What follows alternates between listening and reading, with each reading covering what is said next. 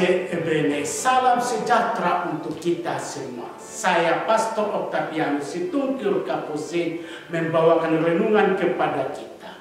Kamis, pekan ke-26 masa biasa, yang dikutip dari Injil Lukas bab 10 ayat 1 sampai 12. Demikian bunyinya. Kemudian daripada itu Tuhan menunjuk 70 murid yang lain, lalu mengutus mereka berdua-dua mendahulunya ke setiap kota dan tempat yang hendak dikunjunginya. Katanya kepada mereka, tuaian memang banyak tetapi pekerja sedikit. Karena itu mintalah kepada Tuhan yang empunya tuaian, supaya ia mengirimkan pekerja-pekerja untuk tuaian itu. Pergilah, sesungguhnya aku mengutus kamu seperti anak domba ke tengah-tengah serigala. Janganlah membawa pundi-pundi atau bekal atau kasut, dan janganlah memberi salam kepada siapapun selama dalam perjalanan. Kalau kamu memasuki suatu rumah, katakanlah lebih dahulu, damai sejahtera bagi rumah ini. Dan jikalau di situ ada orang yang layak menerima damai sejahtera, maka salammu itu akan tinggal atasnya. Tetapi jika tidak, salammu itu kembali kepadamu. Tinggallah dalam rumah itu, makan dan minumlah apa yang diberikan orang kepadamu, sebab seorang pekerja patut mendapat upahnya. Janganlah berpindah-pindah rumah, dan jikalau kamu masuk ke dalam sebuah kota dan kamu diterima di situ, makalah apa yang dihidangkan kepadamu, dan sembuhkanlah orang-orang sakit yang ada di situ, dan katakanlah kepada mereka, kerajaan Allah sudah dekat padamu. Tetapi jikalau kamu masuk ke dalam sebuah kota dan kamu tidak diterima di situ, pergilah ke jalan-jalan raya kota itu dan serukanlah, juga debu kotamu yang melekat pada kaki kami kebaskan di depanmu. Tetapi ketahuilah ini, kerajaan Allah sudah dekat. Aku berkata kepadamu, pada hari itu Sodom akan lebih ringan tanggungannya daripada kota itu. Demikianlah sabda Tuhan. Judul renungan kita, dipanggil dan diutus berdua-dua. Gereja makin membutuhkan kaum terpanggil yang siap membaktikan dirinya secara total untuk pewartaan kerajaan Allah. Di banyak tempat kehadiran kaum terpanggil itu makin diharapkan agar misi dan pelayanan makin nyata dan umat pun makin terlayani. Bacaan Injil hari ini, Kamis pekan ke-26, mengetengahkan perutusan para murid. Kelompok para murid telah berkembang. Selain kelompok rasul yang 12, kini 70 murid diutus. Model perutusan sama, yaitu berdua-dua. Motif pengutusan jelas, yaitu tuaian memang banyak tetapi pekerja sedikit. Karena itu mintalah kepada Tuhan yang empunya tuaian, supaya ia mengirimkan pekerja-pekerja untuk tuaian itu.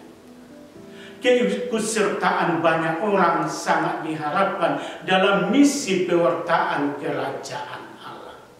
Selain memohon penuai, juga serentak dimintakan keikutsertaan menuai tentu. Perutusan itu mendesak, yaitu kerajaan Allah, kerajaan kasih dan damai sejahtera sudah dekat. Untuk itu para utusan harus fokus pada pewartaan dan tidak boleh menunda-nunda lagi dan pikir ini itu, kerajaan Allah sudah dekat. Para murid itu harus merasul, melayani dengan mengandalkan Tuhan, tetap hidup sederhana, ugah hari, percaya akan kekuatan dan penyelenggaraan ilahi. tidak perlu mencemaskan berbagai macam hal terkait kebutuhan manusiawi, tetapi mereka hanya prihatin akan keselamatan yang sungguh mendesak dengan menciptakan damai sejahtera.